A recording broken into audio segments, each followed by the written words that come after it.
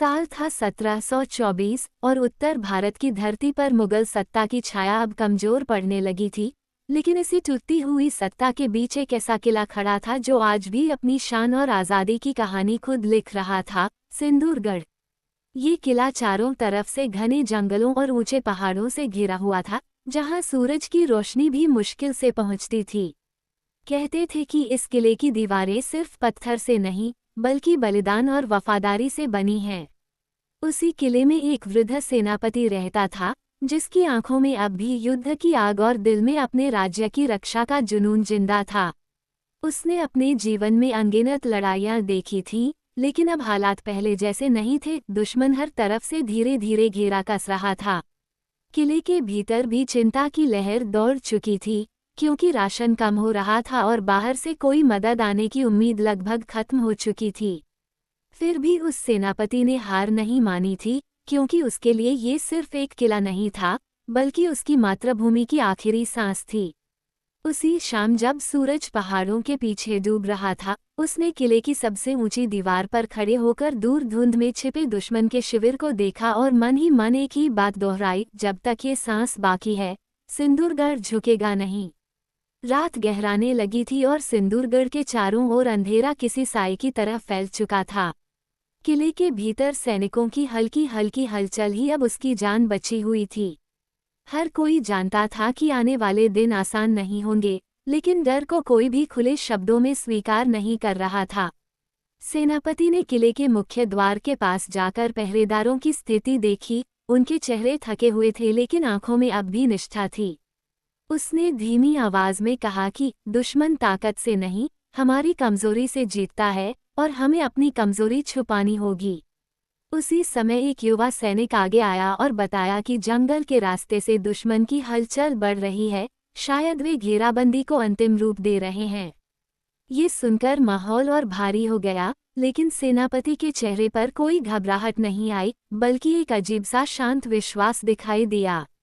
उसने तुरंत आदेश दिया कि किले के पीछे वाले पुराने सुरंग मार्ग को तैयार रखा जाए, क्योंकि वही एकमात्र रास्ता था जिससे भविष्य में मदद या रणनीतिक बदलाव संभव हो सकता था।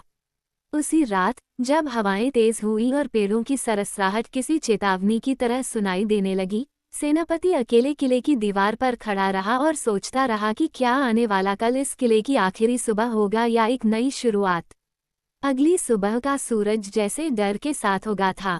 आसमान में हल्की धुंध थी, लेकिन दूर जंगल की ओर से उठता धूल का गुबार साफ संकेत दे रहा था कि दुश्मन अब सिर्फ नजदीक ही नहीं, बल्कि पूरी तैयारी के साथ आगे बढ़ रहा है। सिंदूरगढ़ के भीतर अब हर कदम सावधानी से रखा जा रहा था।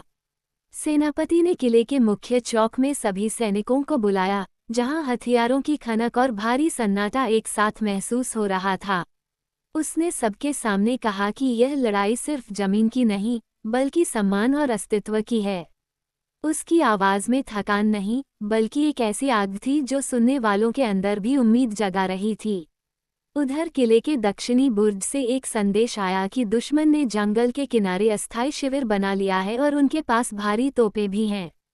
ये सुनकर कुछ सैनिकों के चेहरे पर चिंता साफ दिखी, लेकिन सेनापति ने तुरंत स्थिति को संभालते हुए आदेश दिया कि दीवारों पर पानी और गीली मिट्टी की परतें चढ़ाई जाएं ताकि तोप के गोले का असर कम हो सके। इसी बीच एक बूढ़ा कारीगर आगे आया जिसने वर्षों से किले की मरम्मत का काम किया था। उसने धीमी आवाज में कहा कि सिंदूरगढ़ की सबसे बड़ी ताकत उसकी दीवारें नहीं, बल्कि उन लोगों का विश्वास है जो इसके भीतर सांस लेते हैं। ये बात सुनकर कुछ पल के लिए माहौल हल्का हो गया, जैसे डर के बीच किसी ने उम्मीद का दीप जला दिया हो। लेकिन उसी क्षण दूर से पहली दुश्मन तोप की आवाज गूंजी और धरती हल्के से कांप उठी, जैसे युद्ध ने अपनी पहली दस्तक दे दी हो। तोप का पहला गोला गिरते ही सिंदूरगढ़ की दीवारों पर धूल और पत्थर बिखर गए, और किले के भीतर एक पल के लिए ऐसा सन्नाटा छा गया जैसे समय ने सांस रोक ली हो। फिर अचानक पूरे किले में चेतावनी की घंटियां बज उठीं और हर सैनिक अपनी अपनी जगह की ओर दौड़ पड़ा। सेनापति ने बिना देर किए मुख्य द्वार की ओर रुख किया, जहां अब दुश्मन की सेना धीरे धीरे पहाड़ियों से उतरती हुई साफ दिखाई देने लगी थी। उनकी संख्या इतनी अधिक थी कि जंगल भी जैसे उनकी छाया में छिप गया हो। किले के भीतर रणनीति तुरंत बदल दी गई। तीरंदाजों को ऊंची मीनारों पर तैनात किया गया और गुप्त सुरंग के पास अतिरिक्त सुरक्षा लगा दी गई। सेनापति ने आदेश दिया कि पहला हमला तब तक नहीं करना जब तक दुश्मन पूरी तरह सीमा के भीतर न आ जाए, क्योंकि यह युद्ध केवल ताकत का नहीं बल्कि धैर्य का भी था। बाहर से आती तोपों की आवाज़ अब लगातार बढ़ने लगी थी और हर धमाके के साथ किले की पुरानी दीवारें कांप रही थीं, लेकिन फिर भी वे खड़ी थीं, जैसे अपने वचन पर अडिग हों। इसी दौरान एक घायल सैनिक दौड़ता हुआ आया और उसने बताया कि दुश्मन का एक दल पीछे के जंगल से किले की दीवार तक पहुंचने की कोशिश कर रहा है। ये सुनते ही सेनापति ने तुरंत अपने सबसे भरोसेमंद 20 सैनिकों को वहां भेजा। उनका काम था किले की पीठ बचाना, क्योंकि अगर पीछे की दीवार टूटी तो पूरा सिंदूरगढ़ गिर सकता था। जैसे जैसे समय बीत रहा था, युद्ध सिर्फ सामने नहीं बल्कि हर दिशा में फैलने लगा था। तीर हवा को चीरते हुए निकल रहे थे, तलवारों की टकराहट गूंज रही थी और हर कोई जानता था कि यह लड़ाई अब वापसी का रास्ता नहीं छोड़ने वाली। सेनापति के चेहरे पर थकान थी, लेकिन उसकी आंखों में अब भी वही अडिग विश्वास जल रहा था कि जब तक एक भी सिपाही खड़ा है, सिंदूरगढ़ की कहानी खत्म नहीं होगी। दोपहर तक युद्ध ने अपना सबसे भयानक रूप ले लिया था। सूरज की रोशनी अब धुएं और धूल के बादलों में खो चुकी थी और सिंदूरगढ़ का आंगन एक विशाल रणभूमि में बदल गया था। हर दिशा से चीखें, हथियारों की टकराहट और तोपों की गर्जना सुनाई दे रही थी। किले की दीवारों पर लगे पत्थरों में दरारें साफ दिखने लगी थीं, लेकिन रक्षा करने वालों का हौसला अभी भी टूटा नहीं था। सेनापति लगातार हर मोर्चे पर नजर रख रहा था। उसने देखा कि पश्चिमी बुर्ज पर तीरंदाजों की संख्या कम हो रही है, तो तुरंत वहां अतिरिक्त सैनिक भेजे गए। लेकिन तभी एक बड़ा झटका लगा। दुश्मन ने भारी लकड़ी के ढांचे के सहारे किले की दीवार तक पहुंचने का रास्ता बना लिया था। अब खतरा सिर्फ दूर से नहीं, बल्कि आमने सामने का हो चुका था। किले के अंदर घमासान शुरू हो गया। दुश्मन सैनिक दीवारों पर चढ़ने लगे और दोनों ओर से तलवारें टकराने लगीं। एक एक इंच जमीन के लिए संघर्ष हो रहा था। सेनापति खुद आगे बढ़ा और अपनी तलवार से 2 हमलावरों को पीछे धकेल दिया। उसकी उम्र भले ही बढ़ चुकी थी, लेकिन उसकी चाल में अब भी वही पुराना तेजपन था जो कभी युद्ध के मैदान में दुश्मनों के लिए डर का कारण हुआ करता था। इसी बीच खबर आई कि पीछे वाला सुरंग मार्ग सुरक्षित है और अगर हालात बिगड़ते हैं तो वहां से कुछ सैनिकों और नागरिकों को निकाला जा सकता है। लेकिन सेनापति ने साफ कहा कि वह किले को छोड़ने की बात अभी स्वीकार नहीं करेगा।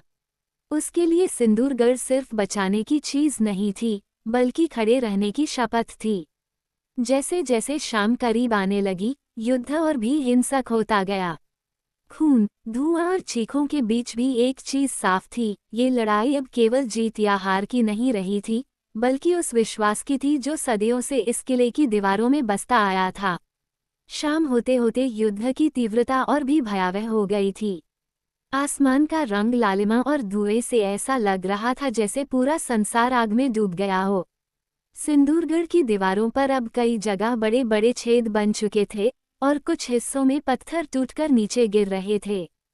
फिर भी किला गिरा नहीं था, मानो वह अपनी अंतिम सांस तक खड़े रहने की जिद कर रहा हो। सेनापति अब लगातार थकान महसूस कर रहा था, लेकिन उसके कदम रुक नहीं रहे थे। वो हर उस जगह पहुंच रहा था जहां सबसे ज्यादा खतरा था। एक जगह उसने देखा कि कुछ सैनिक घबरा गए हैं और पीछे हटने लगे हैं, तो उसने जोर से कहा कि पीछे हटना मौत से आसान है, लेकिन इतिहास में जगह नहीं देता। उसकी आवाज़ सुनकर सैनिक फिर से अपने स्थान पर लौट आए। उसी समय दुश्मन ने एक बड़ा हमला किया और किले के उत्तरी द्वार पर भारी दबाव बना दिया। लकड़ी के विशाल ढांचे और रस्सियों की मदद से वे दीवार पर चढ़ने लगे। स्थिति गंभीर हो चुकी थी और ऐसा लग रहा था कि अगर यह मोर्चा टूटा तो पूरा किला गिर सकता है। सेनापति खुद वहां पहुंचा और अपने हाथों से तलवार उठाकर लड़ाई में उतर गया। उसकी मौजूदगी ने सैनिकों में नई ऊर्जा भर दी। जो सैनिक पहले पीछे हट रहे थे, वे अब आगे बढ़ने लगे। किले के अंदर और बाहर दोनों जगह संघर्ष इतना बढ़ गया था कि पहचानना मुश्किल हो गया था कि कौन अपना है और कौन दुश्मन। इसी बीच एक और खबर आई कि दुश्मन का मुख्य सेनापति भी युद्ध के मैदान में उतर चुका है। ये सुनकर माहौल और गंभीर हो गया, क्योंकि अब ये सिर्फ सेना का नहीं बल्कि नेतृत्व का टकराव बन चुका था। सेनापति ने गहरी सांस ली और अपने साथियों से कहा कि आज का दिन केवल तलवारों से नहीं बल्कि आत्मा की ताकत से जीता जाएगा। और फिर धूल और धुएं के बीच दो महान सेनापतियों के आमने सामने आने का समय करीब आ रहा था, जिससे युद्ध का अगला मोड़ तय होने वाला था। रात धीरे धीरे उतरने लगी थी, लेकिन युद्ध का शोर कम होने के बजाय और गहरा हो गया था। अब लड़ाई सिर्फ दिन की रोशनी पर निर्भर नहीं थी, बल्कि मशालों की कांपती लौ और अंधेरे में चमकती तलवारों पर चल रही थी। सिंदूरगढ़ की हर दीवार पर छाया हुआ धुआं और जलती लकड़ियों की गंध इस बात का संकेत दे रही थी कि यह युद्ध अपने सबसे निर्णायक मोड़ पर पहुंच चुका है। उत्तरी द्वार के पास सेनापति और दुश्मन सेनापति के बीच दूरी अब घटती जा रही थी। दोनों सेनाएं जैसे सांस रोककर अपने नेताओं के अगले कदम का इंतजार कर रही थीं। अचानक एक जोरदार आवाज के साथ दोनों सेनापति आमने सामने आ गए।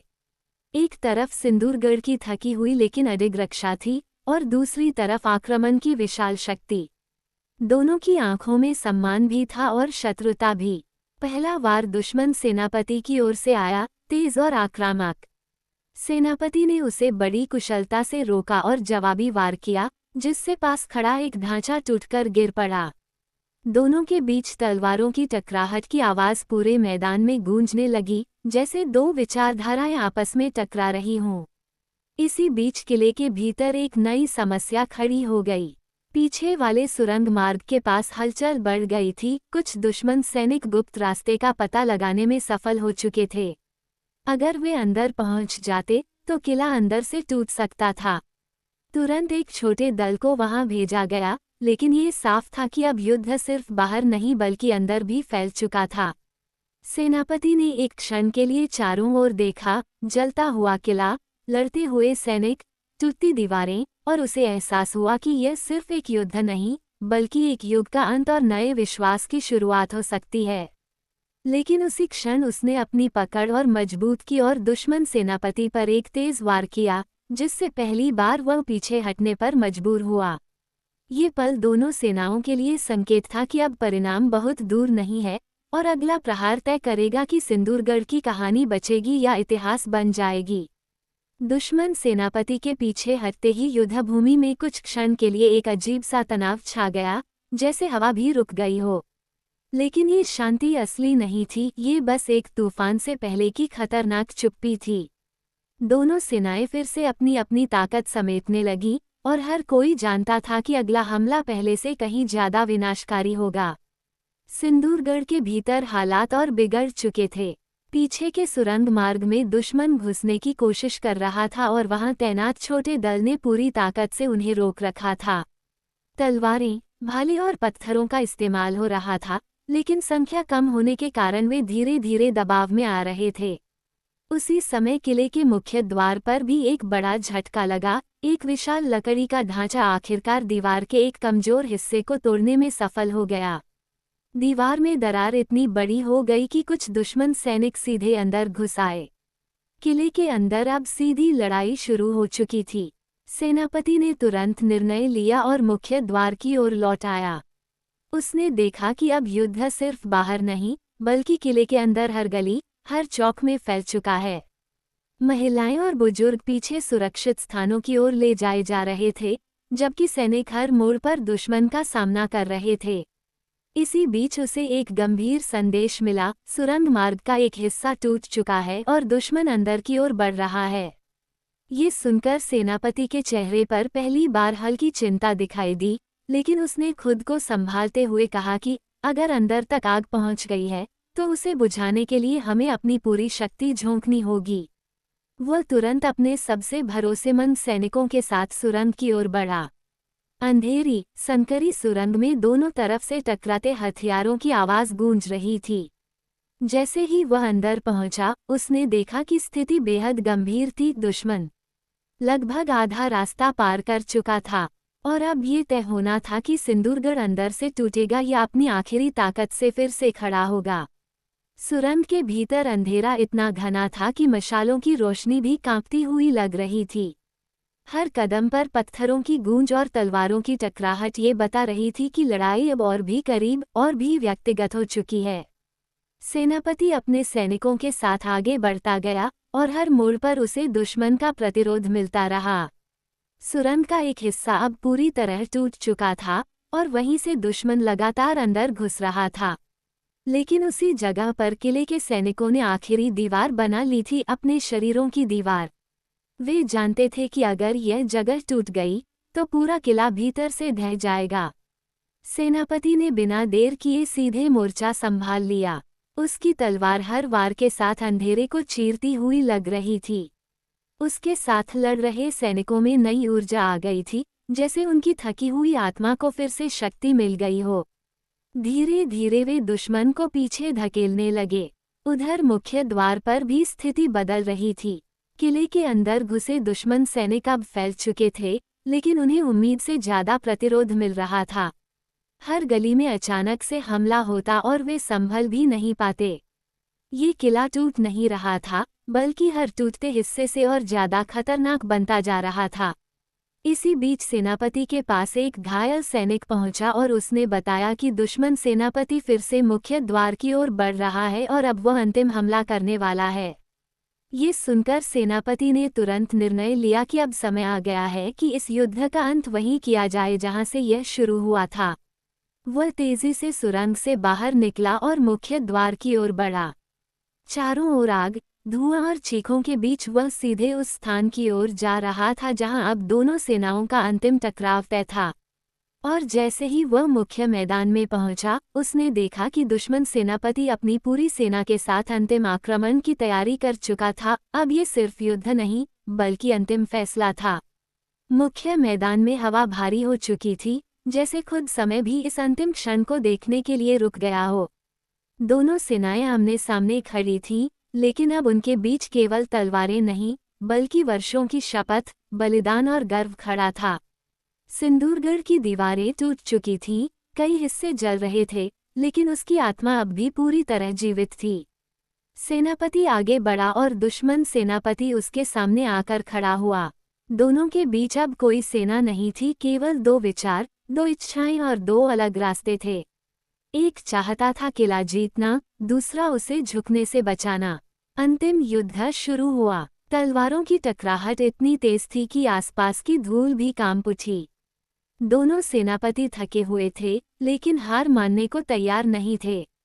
हर वार के साथ जमीन पर चिंगारियां उड़ रही थीं। अचानक एक जोरदार वार हुआ और दुश्मन सेनापति का हथियार हाथ से छूटकर दूर गिर पड़ा। एक पल के लिए सब कुछ शांत हो गया। सेनापति ने उसे गिरा हुआ देखा, लेकिन उसने अंतिम वार नहीं किया। उसकी आंखों में गुस्सा था, लेकिन उससे ज्यादा सम्मान था। उसने धीमी आवाज में कहा कि युद्ध खत्म हो सकते हैं, लेकिन सम्मान हमेशा जीवित रहना चाहिए। दुश्मन सेनापति कुछ पल चुप रहा, फिर उसने धीरे धीरे अपनी सेना को पीछे हटने का संकेत दिया। युद्ध रुक गया। सुबह होते होते सिंदूरगढ़ की दीवारें टूटी हुई थीं, लेकिन उसकी शान खड़ी थी। किला हार नहीं गया था, उसने अपनी कीमत पर इतिहास में अपनी जगह बना ली थी। सेनापति अकेले खड़ा उस क्षितिज को देख रहा था जहां से सूरज फिर से उग रहा था। उसके चेहरे पर जीत की मुस्कान नहीं थी, बल्कि एक शांति थी, क्योंकि उसने अपना वचन निभा दिया था। और इस तरह सिंदूरगढ़ की अंतिम शपथ इतिहास बन गई, लेकिन उसकी गूंज आज भी उन दीवारों में सुनाई देती है जो कभी झुकी नहीं थीं।